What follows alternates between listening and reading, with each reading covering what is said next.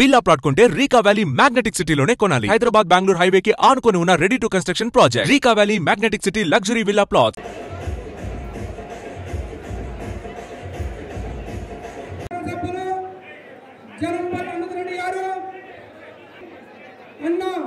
MLC ఎన్హెచ్వై అధ్యక్షులు బల్మూరు వెంకట గారు వచ్చారు. వారికి స్వాగతం సుస్వాగతం. ఈ మధ్య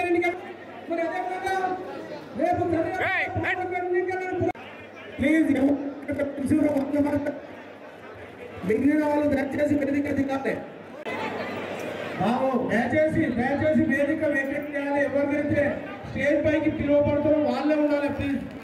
మళ్ళీ కాంగ్రెస్ ప్రభుత్వం కేంద్రంలో కూడా కాంగ్రెస్ ప్రభుత్వము అధికారంలో వస్తే 6 ఎలక్షన్లు మహిళా కాంగ్రెస్ అధ్యక్షురాలు అక్కా చెల్లెలకు కూడా నా ధన్యవాదాలు తెలియజేసుకుంటూ ఊరుకూడ నుంచి వచ్చిన కార్యకర్తలకు సర్పంచులకు ఎంపీటీసీలకు జడ్పీటీసీలకు హోంశాఖ గారిని కూడా భారీ విజయంతో ఇవాళ మన మీద ఉన్నటువంటి ఒక ముఖ్యమైనటువంటి బాధ్యత, మన బిడ్డను ముఖ్యమంత్రిని చేసింది కాంగ్రెస్ పార్టీ, మన బిడ్డను ముఖ్యమంత్రిని చేసింది సోనియమ్మ కాంగ్రె గారు, రాహుల్ గాంధీ గారు.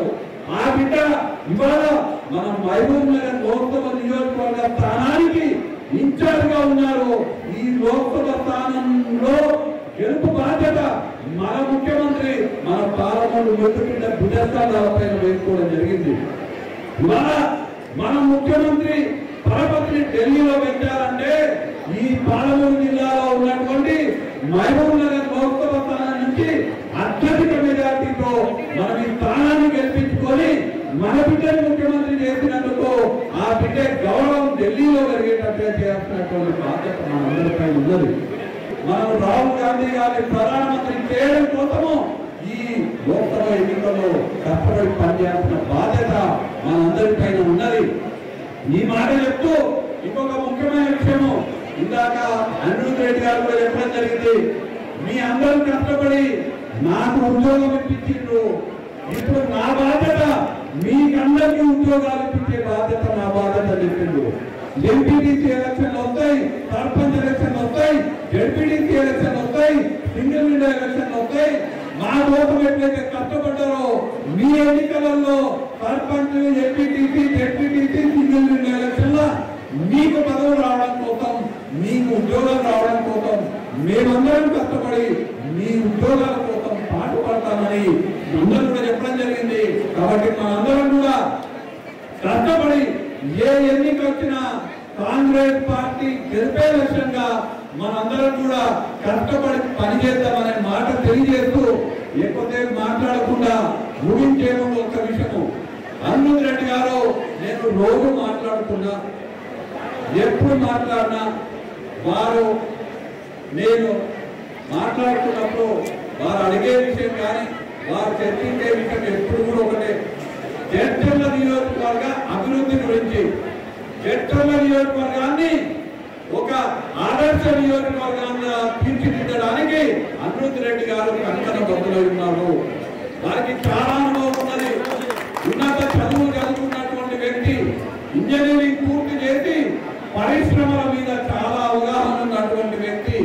జడ్చర్ల నియోజకవర్గాన్ని ఒక ఇండస్ట్రియల్ హబ్ గా తీర్చిదిద్దే బాధ్యత నేను, అనిరుద్ రెడ్డి గారు ఇద్దరు కూడా ముఖ్యమంత్రి గారి సహకారంతో జడ్చర్లని ఒక ఆదర్శ నియోజకవర్గంగా ఒక ఇండస్ట్రియల్ హబ్ గా తీర్చిదిద్దే బాధ్యత తీసుకుంటామని ఇవాళ మీకు హామీ ఇస్తున్నాను. ఖచ్చితంగా జడ్చర్లకు రింగ్ రోడ్ వచ్చే విధంగా, అలానే మీకు కావాల్సినటువంటి నిధులన్నీ వచ్చే విధంగా ఖచ్చితంగా మేమిద్దరం కూడా కష్టపడి జడ్చర్లని అభివృద్ధి పరచడానికి సహకరిస్తామని సందర్భంగా తెలియజేస్తూ, మననే ముఖ్యమంత్రి గారు కూడా చెప్పడం జరిగింది, అనిరుద్ రెడ్డి గారిని మన ముగ్గురం కూడా 2-3 రోజులలో సమావేశం అవుదాము.